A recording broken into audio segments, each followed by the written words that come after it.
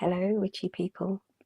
You may be wondering why I'm sat here in the dark with nothing but a cup of coffee, a solitary lit candle, and a snoring dog to keep me company.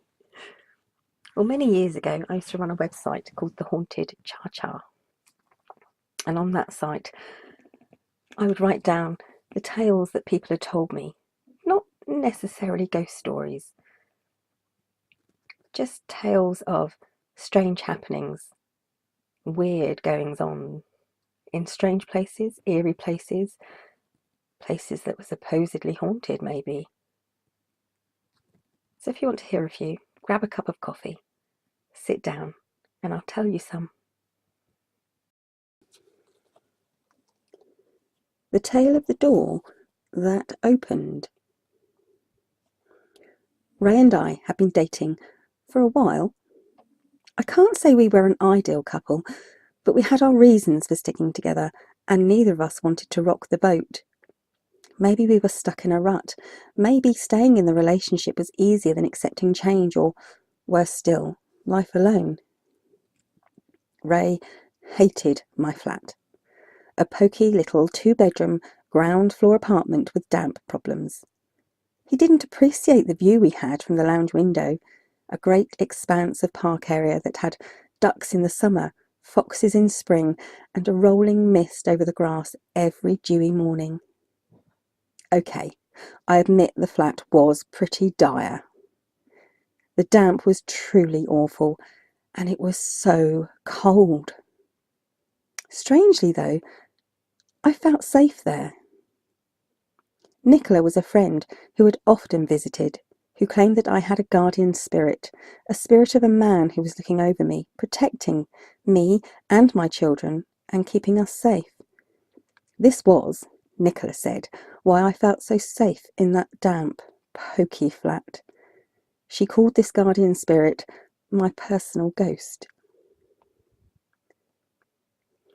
Summer was just rolling in, and the days were getting longer and warmer.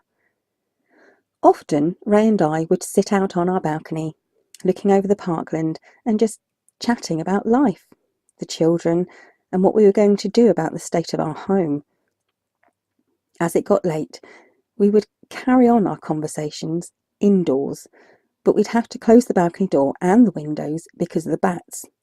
Seriously, bats would fly around the blocks of flats, and I was always worried about them coming inside. Too many horror films, I suppose. One evening, Ray had invited a friend over to chat about decorating the flat. Ben had been a painter and decorator for 2 years and was willing to help us out for a few weeks. We were chatting about what rooms needed redecorating the most, all of them, and discussing colour schemes, when Ray decided to start making jokes about a conversation he had overheard. The conversation was the one between Nicola and me concerning my personal ghost. Ray was a firm non-believer in anything spiritual, and stated his views on ghosts and the people who thought that they were real quite categorically. He just didn't believe at all. As he sat, hunched over, spluttering with laughter, the door behind his chair clicked open.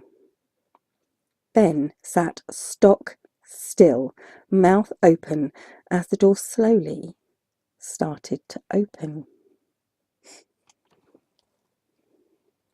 Ray stopped laughing and turned his head to look at the moving door. It was opening so slowly, as though someone were stood behind it, slowly pushing. But there was nobody that stood there at all.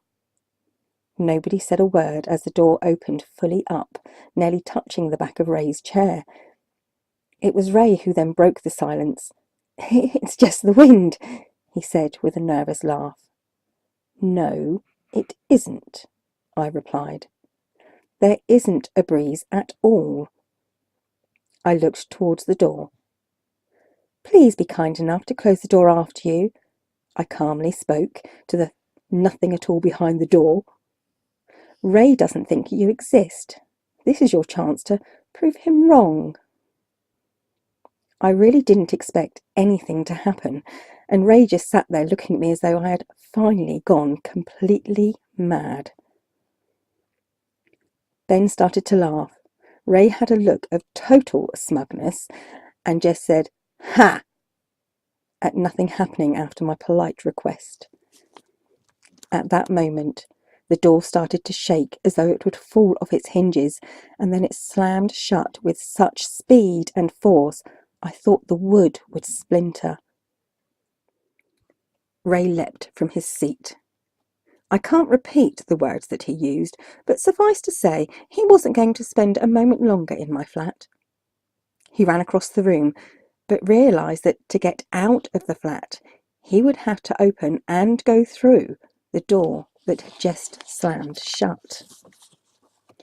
Luckily, we lived on the ground floor, as I dread to think what would have happened had we lived any higher.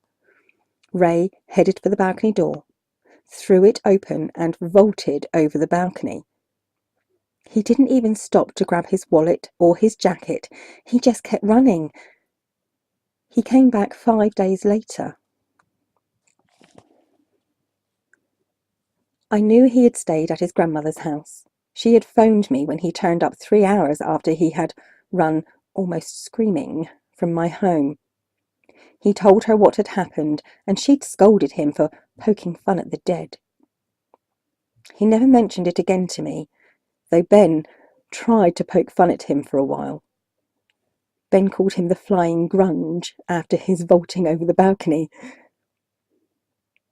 Ray and I didn't last much longer. The flat never did get redecorated whilst I lived there.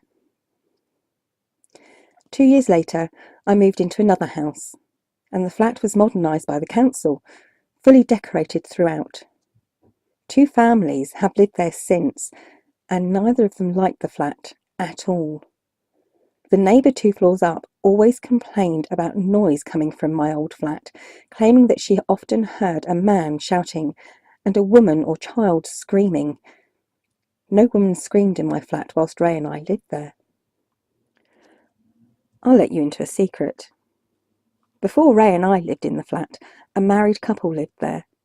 The wife was often at the painful end of beatings by her husband, and when she had their daughter, the beatings become much, much worse.